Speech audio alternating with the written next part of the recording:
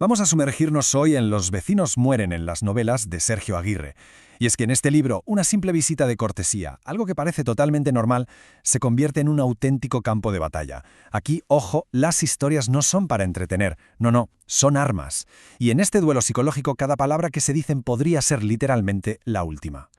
El libro arranca con este epígrafe, que ya te lo deja clarísimo. Es una declaración de intenciones en toda regla. Nos mete de cabeza en la pregunta que va a recorrer toda la novela. Oye, ¿dónde termina la realidad y dónde empieza la ficción? Y esta pregunta, como vamos a ver, se va a ir volviendo cada vez más y más peligrosa. Pues bien, aquí es donde empieza todo. Nos presentan a nuestro protagonista, John Blunt, un escritor que se acaba de mudar al campo con su mujer, Anne, buscando un nuevo comienzo. Pero, claro, esa estampa tan idílica, pues se viene abajo casi al instante. Enseguida vemos que hay una crisis ahí que está a punto de explotar. Para entender lo que pasa, hay que entender cómo está John. Su estado mental es la clave de todo. Se siente solo, está cabreadísimo y sobre todo se siente impotente. Imagínense la situación. Su mujer se pira el mismo día de la mudanza, su carrera como escritor no va a ninguna parte y la casa que se suponía que iba a ser un sueño se ha convertido en una jaula. Pues todo este cóctel de frustración es lo que le va a llevar a tomar una decisión que lo va a cambiar absolutamente todo. Y bueno, ¿qué hace? Pues para escapar un poco de sí mismo y de sus problemas, John recurre a una costumbre de las de antes, ir a presentarse a los vecinos. Una simple visita de cortesía, un gesto que, hoy en día, casi ni se ve. Lo que no sabe es que ese simple gesto va a ser el detonante de una tarde de auténtico terror psicológico. Y así, sin más, entramos en la primera capa de esta especie de muñeca rusa narrativa. La vecina, que es una anciana que parece totalmente inofensiva, la señora Greenwald, le invita a tomar un té. Y cuando se entera de que John escribe novelas policíacas, le dice: «Uy, pues tengo una historia para ti». Una historia real, o eso dice ella. El relato de la señora Greenwald, la verdad es que es una trampa perfecta para cualquiera al que le guste el misterio. Nos mete de lleno en un escenario súper clásico. Un tren por la noche, un compartimento cerrado y la sospecha terrible de que hay un asesino ahí dentro, con ellas. La tensión, vamos, es que se dispara desde el primer momento. Y fijaos en cómo se va construyendo el terror. Julie, la chica asustada, no es que viera un crimen, no. Vio algo mucho más inquietante, una sensación, unos movimientos raros, una intuición. Es ese miedo a lo que no se ve, a lo que solo se intuye, lo que la empuja a salir huyendo como si no hubiera un mañana. La secuencia es una escalada de pánico que está montada a la perfección. Cada paso que da Julie parece confirmar sus peores miedos. No es que se lo esté imaginando, no. Es que la presencia del hombre en la estación parece la prueba definitiva de que su vida corre un peligro real, inminente. Y aquí es donde la historia se vuelve totalmente ambigua. Y lo hace a propósito. La narradora nunca llega a confirmar si Julie está muerta o no. Simplemente ve un detalle, las cortinas cerradas, asume lo peor y su instinto de supervivencia se dispara. Sale corriendo de allí sin mirar atrás, dejándonos con un misterio sin resolver y una sensación de miedo tremenda. Vale, con ese final tan enigmático, salimos del tren y volvemos a la realidad, al salón de la señora Greenwald. La historia ha terminado, sí, pero la verdadera partida, la partida de ajedrez mental, no ha hecho más que empezar.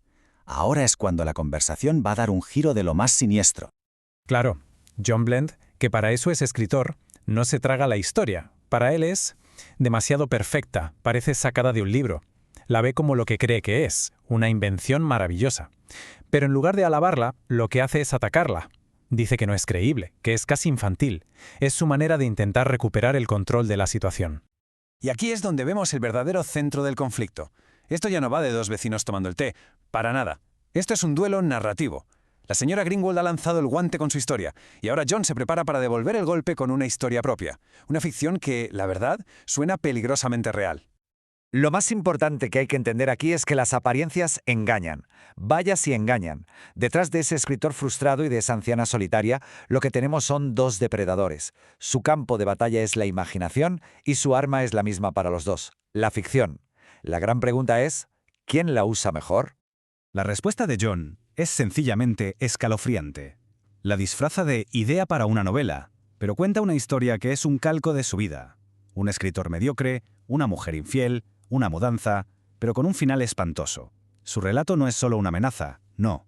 Es una confesión con todo lujo de detalles del asesinato que, según su ficción, piensa cometer esa misma noche. Y ojo, porque su plan empieza matando a su anfitriona. Y justo cuando parece que John ha ganado la partida, que ha dejado a la anciana sin palabras con su historia macabra, la señora Greenwald va y sube la apuesta. Le pide permiso para contarle toda la historia, la parte que, según ella, se había imaginado. Con esta simple frase, la señora Greenwald nos está avisando de que va a darle la vuelta a la tortilla, va a desmontar todo lo que creíamos saber, va a mezclar lo que vivió con lo que imaginó, borrando otra vez esa línea entre lo real y lo ficticio, y dándole un significado completamente nuevo y aterrador a su primera historia. Y aquí llega la pregunta que lo cambia absolutamente todo. La historia que nos contó no iba de una víctima huyendo de un asesino. La perspectiva desde la que nos la contó estaba completamente equivocada. Entonces, ¿quién era el depredador en esa historia del tren? El giro es brutal, demoledor. La narradora tan compasiva, la que ayudaba a la pobre Julie, no era una testigo, era la asesina. La señora Greenwald, que en su historia se llamaba Emma, era la que de verdad estaba persiguiendo a alguien en esa noche de terror. Así que esta es la historia real.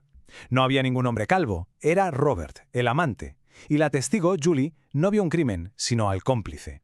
El relato de la señora Greenwald no era una advertencia, era una confesión, pero velada. La confesión de un asesinato que cometió hace muchísimos años y del que se libró por completo.